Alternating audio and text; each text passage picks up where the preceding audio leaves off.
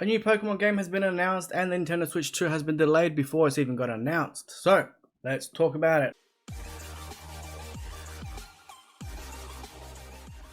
A new Pokemon RPG open world game has been announced and is coming out in 2025. I keep thinking 2025 is like 3 years away, but it's actually just next year. So it's not too far away. GTA 6 is not too far away. So if you tuned into yesterday's Pokemon Present, you would have saw that the new Pokemon Legends game is in development and it's going to be based in the Kalos region. And the game is going to be called Pokemon Legends ZA. The trailer didn't give us much to go off, but it seems to be hyping itself up as the next evolution in the Pokemon game. So hopefully it's much better than the last one. So the trailer follows Pikachu running around in a digital world, so it doesn't actually show too much. You can see a variety of Pokemon in the background and then eventually fading out the new logo. Fans may have noticed that the Mega Evolution teased in the trailer and the release window was given. So at first glance it does look like the game might be hinting that it's going to be on the new console, Nintendo Switch 2, as it is rumored to be coming around that same time. Though it was confirmed that this game is going to be on the Nintendo Switch. But Nintendo also did say the Nintendo Switch 2 is coming out in 2025. More on that a bit later. So I don't know what's going on there. But with that, hopefully the graphics are drastically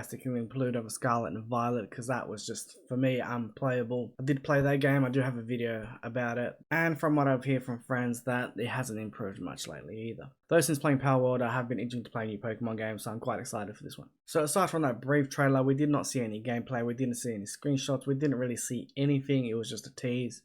So who knows what this game is going to be.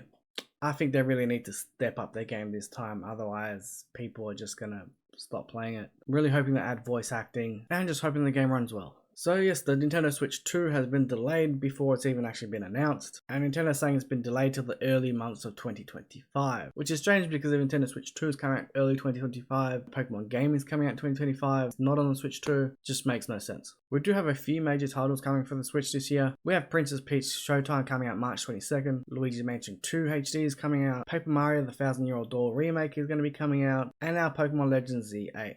Circun Toto, a Tokyo-based analyst, has told Bloomberg, Nintendo is likely looking at a pretty dry pipeline this year. The company is going to try to keep the blockbusters for the next console, so 2024 might see some remakes of older games, but we did just have the Nintendo Direct and they showed off a whole bunch of games. Some I'm looking forward to is the Epic Mickey remake, that one looks awesome, I remember playing that game as a child. Star Wars Battlefront Collection is coming, and South Park's Snow Day is coming to the Switch as well. Pretty exciting. A new Grand Theft Auto 6 trailer is rumored to be launching this May, and it's rumored to show 12 minutes of gameplay footage. I personally don't believe it. I think it's way too early for them to start showing off some gameplay. What do you guys think? An Avatar and Fortnite collab just leaked, and it was found in Fortnite's files saying that they're going to be working on this as a mid-season event. So there will be quests with different scrolls and books to find, and if you find them all, you can unlock the upper glider. So Sony is planning to release support for the PlayStation VR 2 for PC. So since the release of the PS2 VR, there has been a couple of exclusives like Horizon, Call of the Mountain, and the Dark Picture Switchback VR, but none come close to being a system seller.